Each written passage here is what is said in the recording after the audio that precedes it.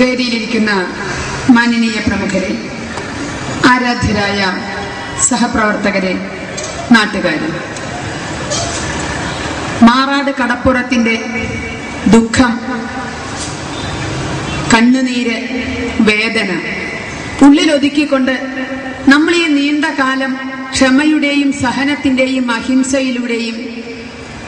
അഹിംസയുടെയും പാതയിലൂടെ നീങ്ങിയത് ഇന്നല്ലെങ്കിൽ നാളെ നീതി കിട്ടും എന്ന ഒരു ശുഭപ്രതീക്ഷ കയ്യിൽ വെച്ചുകൊണ്ട് ആ ശുഭപ്രതീക്ഷ തകർന്ന ഒരവസരത്തിലാണ് നമ്മൾ ഇന്നിവിടെ നമ്മുടെ ഉള്ളിലെ രോഷാഗ്നി പുറത്തേക്ക് ജ്വലിപ്പിച്ചത്.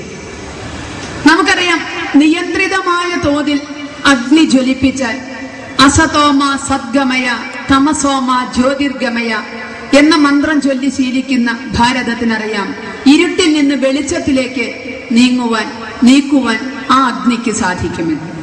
പക്ഷേ നിയന്ത്രിതമായ തോതിലല്ലാതെ ആ അഗ്നി ഉപയോഗിച്ചാൽ ഒരു പക്ഷേ സർവനാശത്തിനും അത് തന്നെ കാരണമായി തീരും എന്നുള്ളത്. ഇന്ന് ഹിന്ദു ഇവിടെ ജ്വലിപ്പിച്ച ഈ അഗ്നി ഇതിലേത് രൂപത്തിൽ നിലനിൽക്കണം എന്ന് തീരുമാനിക്കുവാൻ ഈ കേരളത്തിനോട്, ഈ ഭാർഗവ ക്ഷേത്രത്തിനോട് നമ്മൾ ആവശ്യപ്പെടുകയാണ്. ഈ അഗ്നി ഇരുട്ടിൽ നിന്നും വെളിച്ചത്തിലേക്ക് നീക്കുവാനുള്ള ശക്തിയോടുകൂടി മാത്രം നിയന്ത്രിതമായി ജ്വലിച്ചാൽ മതിയോ? അതോ നമ്മളിവിടെ ഹരഹര മഹാദേവ എന്ന മന്ത്രോച്ചാരണത്തോടുകൂടി ജ്വലിപ്പിച്ച ഈ അഗ്നി ശ്രീപരമേശ്വരന്റെ ത്രിനേത്രത്തിൽ നിന്നും ജ്വലിക്കുന്ന അഗ്നിയെ പോലെ സർവനാശത്തിന് കാരണമായി തീരണം? ഇതിന്റെ ഉത്തരം കണ്ടെത്തേണ്ടത് ഈ മാറാടിന്റെ നഷ്ടത്തിൽ വേദനിക്കുന്ന നമ്മളല്ല, മതേതരത്വ ജാടയെടുത്ത് അണിഞ്ഞിരിക്കുന്ന ഭാർഗവ ക്ഷേത്രം ഒത്തൊരുമിച്ചാണ് ഇതിന് ഉത്തരം കണ്ടെത്തേണ്ടത്. ഈ നാടിന്റെ പൊതുവായ രീതി നമുക്കറിയാം. മരിച്ചവൻ ഹിന്ദുവാണെങ്കിൽ ആർക്കും പ്രശ്നമില്ല, അവൻ ചാകേണ്ടവനാണ് എന്ന ധ്വനിയിലായിരിക്കും പിന്നീടുള്ള സംസാരം. മരിച്ചവൻ ഹിന്ദുവാണെങ്കിൽ ആർക്കും പ്രശ്നമില്ല. നേരെ മറിച്ച് പ്രതിയുടെ സ്ഥാനത്ത് പോലും മുസൽമാൻ വന്നുപോയാൽ, അല്ലെങ്കിൽ ഇതര മതസ്ഥർ വന്നുപോയാൽ, അവിടെ അവർക്ക് ഒരുപാട് നോവും രക്ഷപ്പെടുത്താനും കണ്ണീരൊപ്പാനുമുള്ള മത്സരം ഭാരതം വർഷങ്ങളായി കണ്ടുകൊണ്ടിരിക്കുന്നു.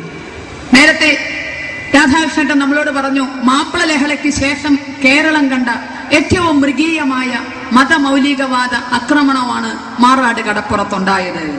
ഇവിടെ ചരിത്രം പഠിച്ച നമ്മൾ ചിന്തിക്കണം, മാപ്പിള ലഹളയുടെ തന്നെ ഗതിയായിരിക്കണമോ ഈ മാറാട് സംഭവത്തിനും ഉണ്ടാകേണ്ടത്? ഇതിനെ നമുക്ക് മാറാട് സംഘട്ടനം എന്ന് പറയാൻ സാധ്യമല്ല. കാരണം സംഘട്ടനം എന്ന് എന്നെ പഠിപ്പിച്ച മലയാളം അധ്യാപകർ എനിക്ക് പറഞ്ഞു തന്നിരിക്കുന്നത്, സംഘട്ടനം എന്ന് പറഞ്ഞാൽ രണ്ട് വിഭാഗം വേണം. ഒരു കൂട്ടര് ആക്രമിക്കപ്പെടുക മാത്രം ചെയ്യുക, അല്ലെങ്കിൽ മരിച്ചു കൊടുക്കപ്പെടുക മാത്രം ചെയ്യുന്നതിന് നമുക്ക് സംഘട്ടനം എന്ന് പറഞ്ഞുകൂടാ. അപ്പൊ ഈ മാറാട് അറുങ്കൊലയ്ക്ക് മാപ്പിള ലഹളയോടുള്ള ഏറ്റവും വലിയ സമാനത അതാണ്. മാപ്പിള ലഹളയും ഒരു ഏകപക്ഷീയമായ ചത്തുകൊടുക്കൽ മാത്രമായിരുന്നു. അവിടെയും ഇവിടെയും നമുക്ക് ആ സമാനതകൾ കാണാം. ഇതിന്റെ വിധിയിലും ആ സമാനതകൾ ഉണ്ടാകാതെ നോക്കേണ്ടത് നമ്മുടെ കടമയാണ്. 1921 മാപ്പിള ലഹളയില് എല്ലാം നഷ്ടപ്പെട്ടവരുടെ മുന്നിലേക്ക് എല്ലാം നഷ്ടപ്പെടുത്തിയവരെ ആനയിച്ചു കൊണ്ടുപോകുന്ന കാഴ്ചയ്ക്ക് ഈ കേരളം സാക്ഷിയായിട്ടുണ്ട്. തല വെട്ടിയരിഞ്ഞവരെ, സ്വത്തും മുതലും നശിപ്പിച്ചവരെ, അമ്മമാരെ മാനഭംഗപ്പെടുത്തിയവരെ സ്വാതന്ത്ര്യ സമര സേനാനികളായും കർഷക സമരത്തിന്റെ വക്താക്കളായും പാഠപുസ്തകങ്ങളിൽ അവരോധിക്കുക മാത്രമല്ല, കണ്ണിൽ നിന്നും ചോര ചാടിച്ചുകൊണ്ട് ഇതെല്ലാം നോക്കി നിൽക്കേണ്ടി വന്ന അവിടുത്തെ അമ്മമാര് ഈ പ്രതികൾക്ക് താമ്രപത്രവും പെൻഷനും വെച്ചുകൊടുക്കുന്ന ചടങ്ങില് താലപ്പൊലി എന്തേണ്ട ഗതികേട് വരെ ഏറനാട്, വള്ളുവനാട് താലൂക്കുകളിൽ ഉണ്ടായിട്ടുണ്ട്. സാക്ഷര കേരളം ചിന്തിക്കുന്നത് മാറാട്ടെ അമ്മമാർക്ക് അത്തരമൊരു സ്ഥിതി വരുത്താമോ എന്ന്. അവരുടെ പ്രിയപ്പെട്ടതെല്ലാം അവരുടെ കൺമുന്നിൽ വെച്ച് തച്ച് അവരുടെ പ്രിയപ്പെട്ടവരെ ഈ ഭൂമിയിൽ നിന്ന് ഇല്ലാതാക്കിയവർ നാളെ VIP-മാരായി അബ്ദുൽ നാസർ മദനിയെ തിരുവനന്തപുരത്തെ വേദിയിലേക്ക് മന്ത്രിസഭാംഗങ്ങൾ കൈപിടിച്ചു കയറ്റിയതുപോലെ നിറപറയും നിലവിളക്കും വെച്ച് സ്വീകരിച്ചുകൊണ്ട് അവരുടെ പ്രിയപ്പെട്ടവരെ വെട്ടിയെരിഞ്ഞവരെ മാറാട് കടപ്പുറത്ത് വരവേൽപ്പ് കൊടുക്കുന്നത് കാണാൻ അവർക്ക് താലപ്പൊലി എത്തേണ്ട ഗതികേട് നമ്മളെ അമ്മമാർക്ക് ഉണ്ടാക്കുമോ?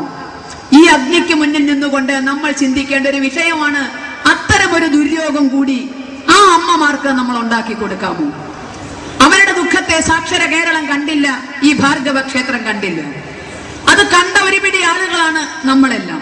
നമ്മൾ ഇന്ന് മനസ്സിൽ തീരുമാനിക്കേണ്ടത്, നാളെ ഇവർക്കോ ഇവരുടെ സന്തതി പരമ്പരകൾക്കോ അങ്ങനെ ഒരു ദുര്യോഗം, ഇവരെ വാഴ്ത്തേണ്ട ഒരു ദുര്യോഗം, സ്വാതന്ത്ര്യ സമര സേനാനികളായോ മനുഷ്യാവകാശികളായോ ഇവരെ വാഴ്ത്തേണ്ട ഒരു ഗതികേട് ആ സമൂഹത്തിന് ഉണ്ടാക്കാമോ?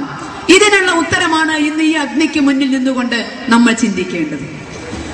തങ്ങളുടെ ഭർത്താക്കന്മാരെ, തങ്ങളുടെ മക്കളെ